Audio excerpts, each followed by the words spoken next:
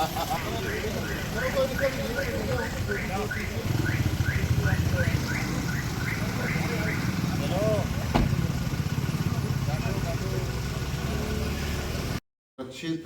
लोकसभा के अंदर धर्म युद्ध शुरू हो चुका है।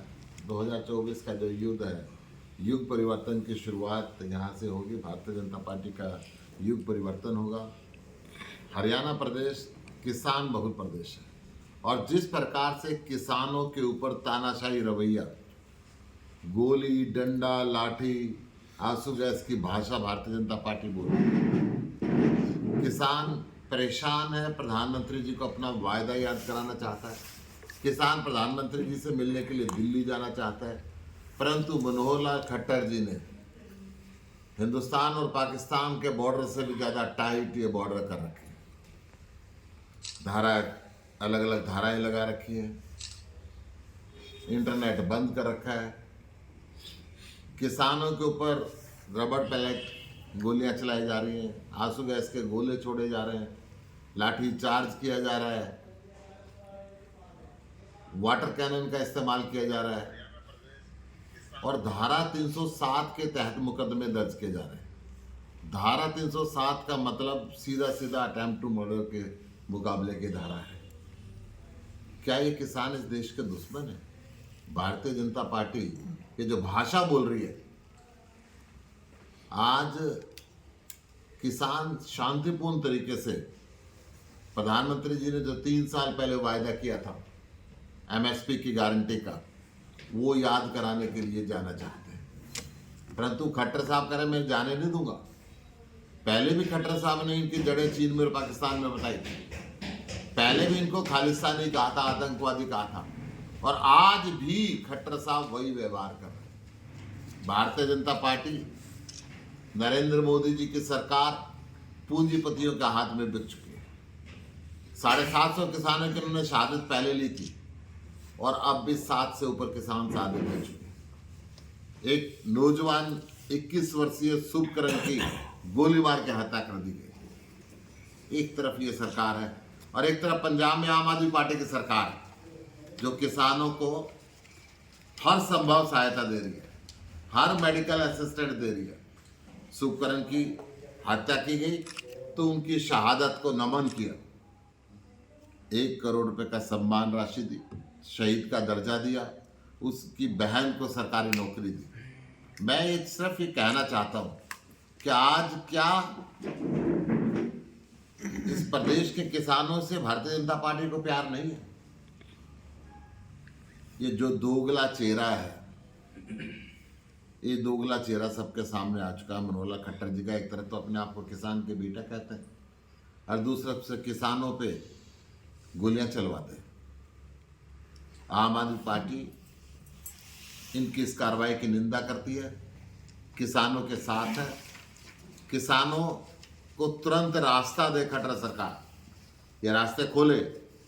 हरियाणा के किसान और व्यापारियों को बेवजह परेशान ना करे। भारतीय जनता पार्टी ने पहले भी ये 3 काले कानून बना के हरियाणा की सारी मंडियां बंद करने की कोशिश की थी। ये तो भला हो किसानों का कि व्यापारियों को उन्होंने बचाया और मंडी कायम है। और आज फिर आप बॉर्डर बंद करके, इंटरनेट बंद करके सारे व्यापारियों के व्यापार को भी तबाह करने के अंदर लगे हुए। एक तरफ किसानों के ऊपर आप जुल्म कर रहे हैं, दूसरी तरफ व्यापार तबाह कर रहे हैं, तीसरी तरफ आप एम्बुलेंस को भी रास्ता नहीं दे रहे।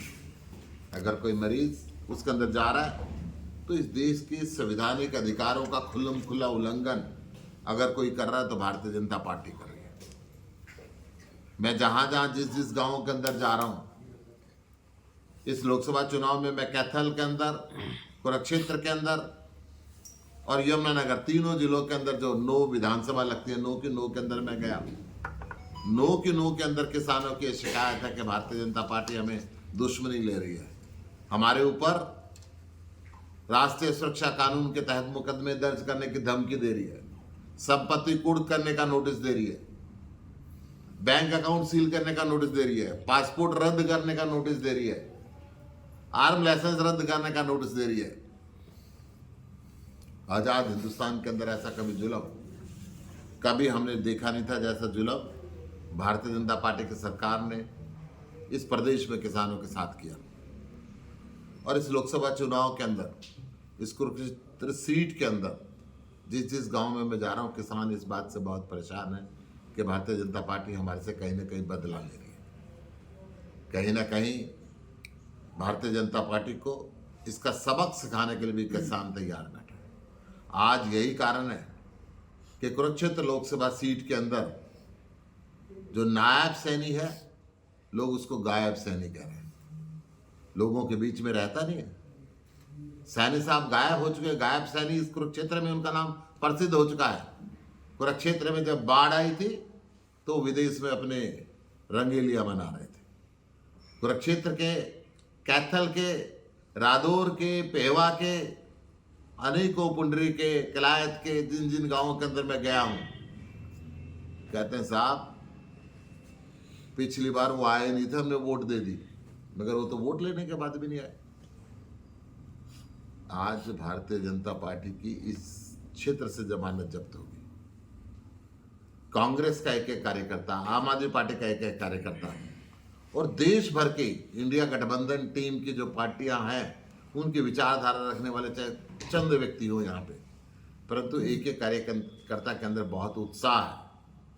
कांग्रेस के जितने भी एमएलए, पूर्व मंत्री, पूर्व सांसद, जो विधायक के लाइन में लोग लगे, मैं सबसे मिला हूं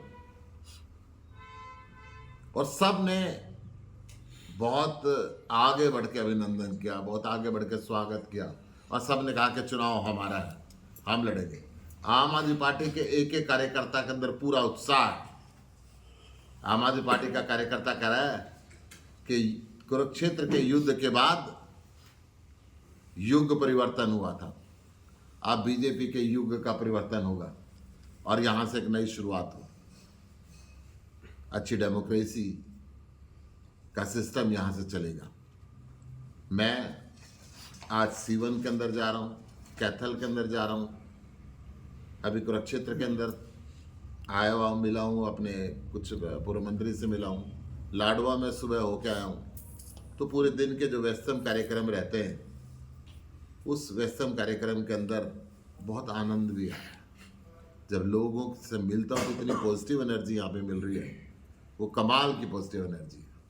मैंने आज तक कई चुनाव लड़े और लड़वाए, परंतु इतनी जो पॉजिटिव एनर्जी है वो मैं पहली बार देख रहा हूँ कि आज जो अंडर करंट है, सारे रिकॉर्ड आज तक के कुरुक्षेत्र के ब्रेक करेगा और एक तरफा टीम इंडिया को जिताएगा और भारतीय जनता पार्टी की जमानत जब्त करेगा। आंगनबाड़ी जो आशा वर्कर है, आंगनबाड़ी वो सड़कों पर उतर आई है, आज उनका प्रदर्शन है कुरुक्षेत्र में।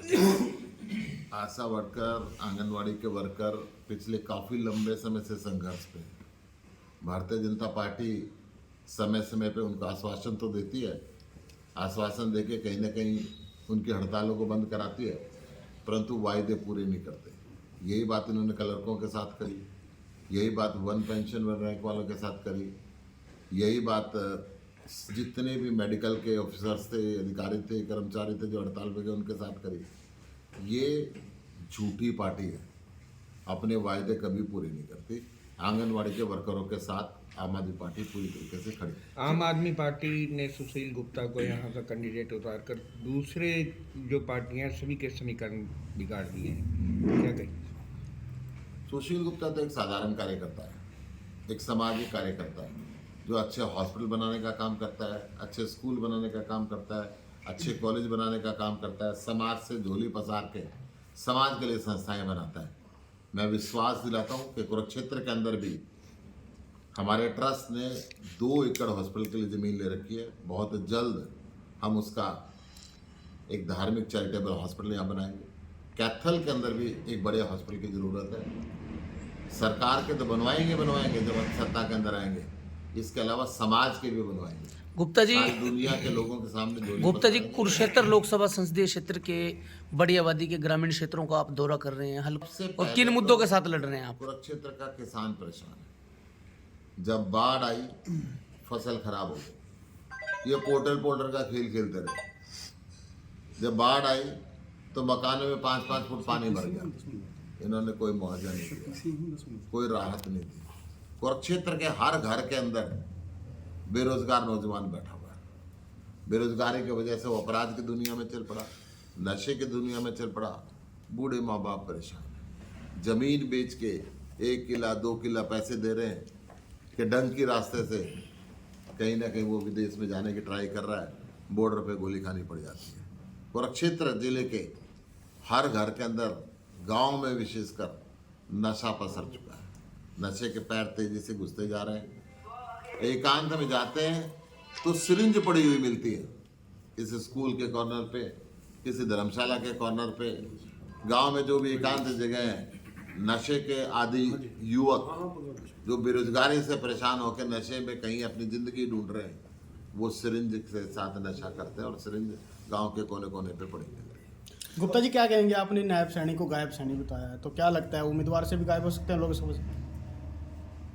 भारतीय जनता पार्टी तो अब ये सोच रही होगी कि गायब सैनी का क्या किया जाए। ये तो उनकी पार्टी का अपना निर्णय, परंतु सैनी गायब है। सर, जिस प्रकार से आम आदमी पार्टी ने दिल्ली और पंजाब में फ्री शिक्षा और चिकित्सा का वायदा किया था, उसे पूरा भी किया। हरियाणा में बतौर भावी सांसद के तौर पर आपकी क्या ऐसी योजनाएं हैं जिससे जनता? आम आदमी पार्टी बाबा साहब के सिद्धांतों पे चलती है। आम आदमी पार्टी ने जनरल सीट पे भी रिजर्व कैंडिडेट को लड़वाती है। आम आदमी पार्टी को दिल्ली के अंदर गठबंधन में 4 सीट मिली। ओपन सीट पे भी हमने अपने स्टूल कास्ट भाई को टिकट दी। ये आम आदमी पार्टी एक जमीन से उठा के कार्यकर्ता को टिकट देती है। जिनको हमने सांसद की टिकट दी वो विधायक बेशक हैं, परंतु उनके पिताजी आज भी दिल्ली नगर निगम के अंदर सफाई कर्मचारी हैं। हर रोज झाड़ू लगाते हैं, गली की सफाई करते हैं। ऐसे ही हमने पंजाब के अंदर भी एक मोबाइल मैकेनिक को मुख्यमंत्री से लड़वाया और जितवाया। तो आम आदमी पार्टी आम लोगों के साथ है, बाबा साहब के सिद्धांत पर चली है। बाबा साहब ने कहा था कि गरीब, दलित, पिछड़ा उसको गले लगाओ और उसको बराबरी के दर्जे पे लेकर आओ। आम आदमी पार्टी वो करती है। बाबा साहब ने कहा था किताब हाथ में लो, कलम हाथ में लो, सबसे बड़ा हथियार है। आम आदमी पार्टी पूरे देश के अंदर इकलौती ऐसी पार्टी है जो शिक्षा के अंदर अपनी जीडीपी का 28% खर्च करती है। शिक्षा और स्वास्थ्य में मिला के 40% खर्च करती है। और यही नीति हमारी हरियाणा के अंदर भी है। सतलुज ना तो पंजाब को पानी बांटने का हक, ना दिल्ली को पानी बांटने का हक। पानी बांटने का हक देश के प्रधानमंत्री का है। जो नेचुरल रिसोर्सेज हैं वो केंद्र सरकार के अधीन होते हैं। ये तमाशा खेल रहे हैं लड़वाने का। प्रधानमंत्री फैसला क्यों नहीं करता? सुप्रीम कोर्ट ने भी कह दिया, तो फैसला प्रधानमंत्री तमाशा बैठ के नहीं दे सकता। 2014 के अंदर नरेंद्र मोदी जी रेवाड़ी के अंदर आए थे और उन्होंने वायदा किया था कि हिंदुस्तान का 60% पानी बह के पाकिस्तान में जा रहा है, मैं उस पानी को रोकूंगा। उस पानी के ऊपर हक है हरियाणा का, राजस्थान का, पंजाब का। मैं इस धरती की प्यास बुझाऊंगा। आज तक एक बूंद पानी नहीं लाए, 10 साल इनके खत्म हो गए।